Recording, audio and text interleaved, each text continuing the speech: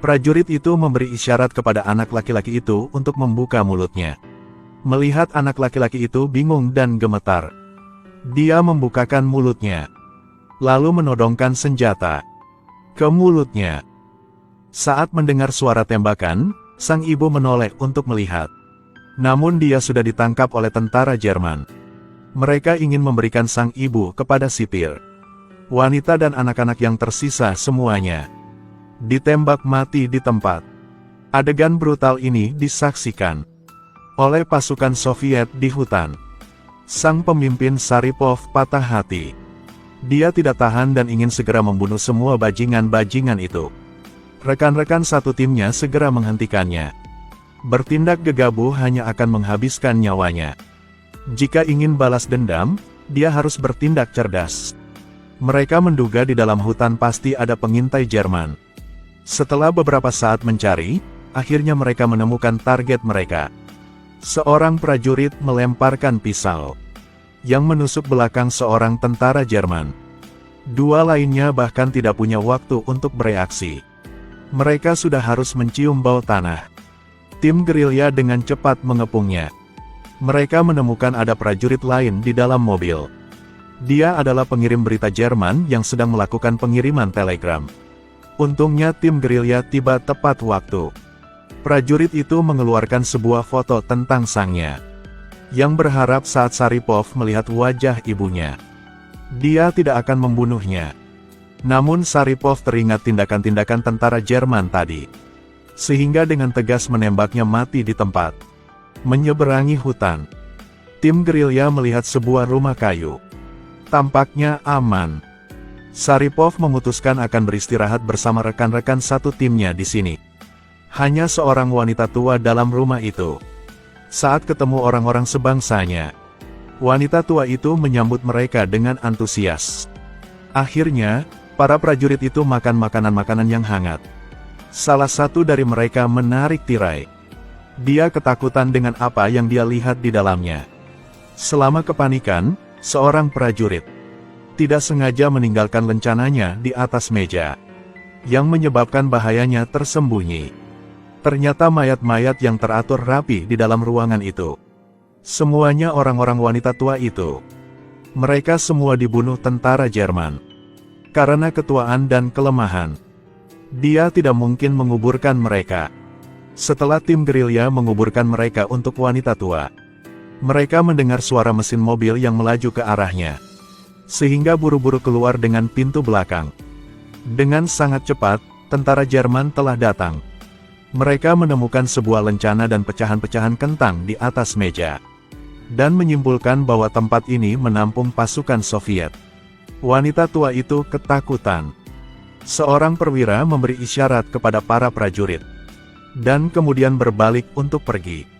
Sang prajurit langsung paham maksudnya, yaitu membunuh wanita tua itu secara brutal. Tim gerilya lagi ke hutan, dan menemukan beberapa rumah kayu yang lain. Saripov menuju ke depan untuk memeriksanya, dan melihat beberapa mayat-mayat prajurit tentara Soviet di tanah. Pada saat ini, terdengar suara dia menginjak dahan pohon, yang menarik perhatian Saripov. Dia mengeluarkan sebuah granat dan melemparkannya. Sang prajurit Jerman terlempar jauh karena ledakan itu. Saripov mengambil kesempatan untuk kabur. Suara ledakannya menarik perhatian tentara Jerman. Jadi mereka melepaskan anjing pemburu untuk mengendus ledakan barusan. Serangan yang membuat manusia dan anjing ke bawah tebing. Saripov keluarkan pisaunya dan tusuk ke anjing. Tidak sempat ambilnya kembali untuk dibakar. Dia dikendali seorang prajurit Jerman. Saripov berpura-pura angkat tangan untuk menyerah. Tiba-tiba dia berbalik dan merampok senjatanya. Sang prajurit Jerman ditekan ke tanah, tapi tetap sulit untuk melawannya. Dia menggunakan dua jari, ingin mencungkil mata Saripov. Bola mata Saripov hampir rusak.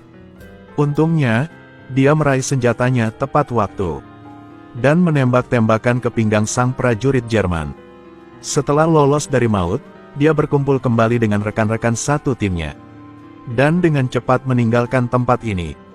Tapi pasukan Jerman pun mengejar mereka dengan sengit. Tidak biarkan mereka waktu untuk beristirahat. Tim gerilya mencapai rawa. Mereka memegang tongkat untuk mengarungi air. Untungnya mereka semua aman. Setelah pasukan Jerman mencapai tempat itu, mereka semua tak berani melangkah maju. Tim gerilya akhirnya lolos dari bahaya. Sebuah pesawat terbang tentara Jerman muncul di langit, yang mengirim banyak surat menyakinnya untuk menyerah. Seorang prajurit Soviet ingin menyerah. Rekannya segera ingin menembaknya mati. Tapi dihentikan sang pemimpin Saripov. Dan sang prajurit baru saja turun rawa.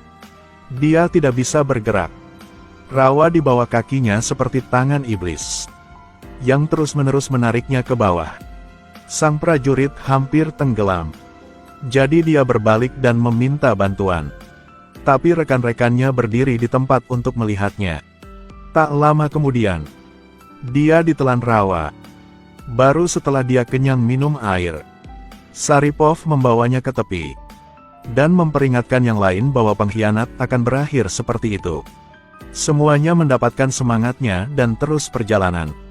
Saat ke sebuah desa, Saripov suruh Andrei menyamar sebagai seorang biasa dan memeriksa tempat itu.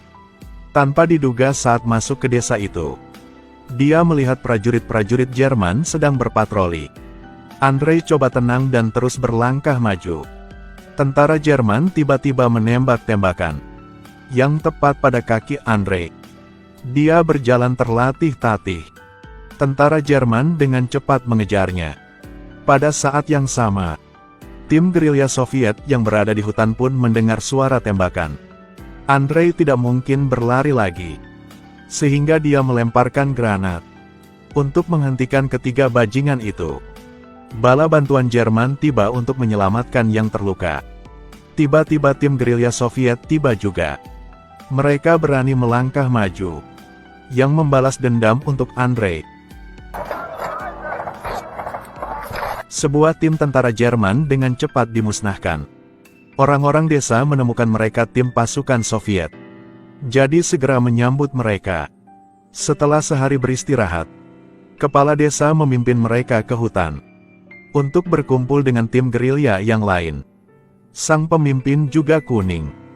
Dia orang sebangsa dengan Saripov. Sekarang kedua tim telah bergabung bersama. Mereka memiliki lebih banyak amunisi dari sebelumnya. Sekarang hanya perlu tunggu untuk bertempur dengan tentara Jerman. Pada hari itu, si bocah tidak sengaja mendengar percakapan antara kedua perwira Jerman, yang ketahui bahwa mereka akan segera menghukum mati tahanan-tahanan dari tim gerilya. Bocah itu dengan cepat memberitahu Saripov berita itu. Dia sudah datang dengan rencana penyelamatan sempurna. Keesokan harinya, orang-orang tim gerilya menyamar sebagai pasukan Jerman yang sedang mengawal tahanan-tahanan. Setibanya di tempat eksekusi, seorang prajurit Jerman tiba-tiba melangkah maju untuk memeriksa. Semua orang dengan cepat memasuki mode pertempuran. Saat menarik kain di atas, pasukan Jerman lihat di bawahnya dipenuhi dengan senjata. Saat ini, mereka terpaksa bertindak.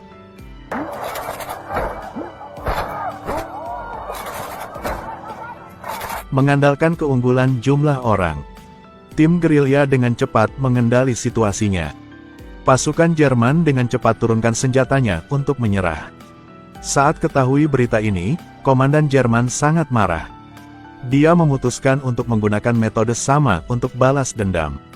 Mereka menangkap seorang dari tim gerilya, mengunci dia, dan dengan sengaja mengatur kesempatan agar dia melarikan diri. Sang gerilya lihat penjaga telah mati. Dia tidak banyak pikir. Tentara Jerman segera mengikutinya. Akhirnya mencapai markas rahasia tim gerilya. Pertama-tama, mereka menembak tembakan terus-menerus, lalu mengebom ke markasnya. Sejumlah besar tentara darat mendekati mereka. Kedua belah pihak mulai pertempurannya. Namun, daya tembak pihak lawan sangat kuat. Tim gerilya hanya bisa meninggalkan markasnya, sambil melawan musuh, mereka mundur. Di bawah bimbingan kepala desa, mereka ketemu atasannya. Tetapi tentara Jerman tidak berhenti. Mereka membawa sekelompok wanita Soviet ke hutan. Saripov membawa timnya untuk menyelamatkan mereka. Tanpa sadar itu perangkap yang dibuat tentara Jerman. Mereka dimasukkan kereta api oleh tentara Jerman. Tiba-tiba tim gerilya muncul. Setelah membunuh 2 penjaga, mereka bergegas maju.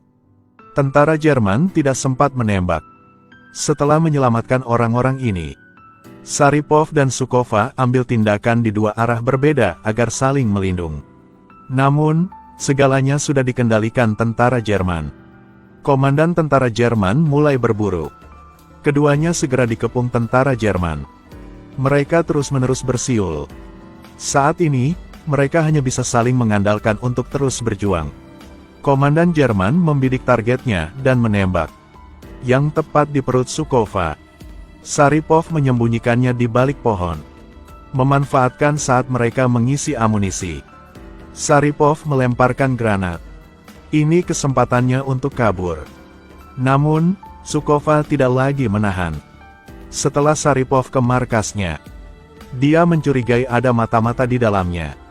Saat ini dia menemukan seorang pria yang membawa gitar di belakang. Penampilannya yang kucing-kucingan. Sharipov tunggu para prajurit mengepungnya. Dia ingin memeriksa apa yang ada di gitarnya. Tiba-tiba sang pria ambil tindakan. Sharipov memukulnya ke tanah.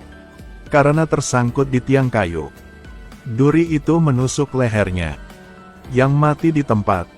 Setelah membuka peti itu, di dalamnya ada radio kecil. Sekali lagi, lokasi barak tentara Soviet ditemukan. Tentara Jerman mengumpulkan tank dan pasukannya, bersiap-siap untuk memusnahkan pasukan gerilya. Tentu saja, pasukan gerilya tidak akan tunggu kematian tiba. Mereka pun menemukan markas sementara tentara Jerman, dan memutuskan akan menangkap hidup-hidup salah satu komandannya. Pada malam hari, mereka menyelinap ke dalam, yang tempatkan bahan peledak di sekitar markasnya. Tunggu sampai keesokan harinya, seiringnya dengan perintah Sharipov. Tentara Jerman tetap dalam keadaan kabur. Pertempuran mulai. Sharipov langsung mendorong sang komandan ke tanah. Keduanya jatuh ke danau. Sang komandan Jerman seperti bebek yang patah sayap. Tidak dapat lakukan apapun di dalam air. Dia hanya bisa berjuang di air. Tim gerilya bawa sang komandan dan mundur. Sejumlah besar pasukan Jerman telah menyerang di belakang. Bala bantuan tim gerilya sudah tiba. Kedua belah pihak bertempur sengit di tengah hutan. Wanita pun ambil senjata dan ikut tempur. Tapi jumlah pasukan Jerman banyak. Tim gerilya tidak dapat melawannya. Mereka tetap melawan sampai akhir. Akhirnya tinggal Sharipov. Sang komandan tahu dia tidak mungkin untuk hidup.